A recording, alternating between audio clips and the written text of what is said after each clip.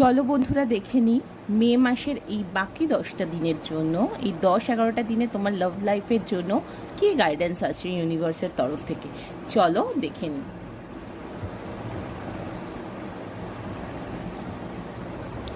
Celebration, দুটো card এসে গেছে, অ্যান্ড রাইটনেস।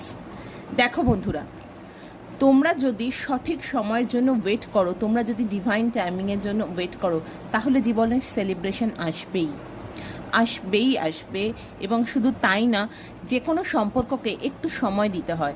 সঠিক সময়ে সঠিক কথা, সঠিক সময়ে সঠিক পদক্ষেপ আমাদেরকে একটা সুস্থ সম্পর্ক গড়ে তুলতে সাহায্য করে, এবং তবেই জীবনে তুমি সেলিব্রেশনের সুযোগটা পাবে, সেই জীবন উদযাপনের, সেই সম্পর্ককে উদযাপনের সময়টা পাবে।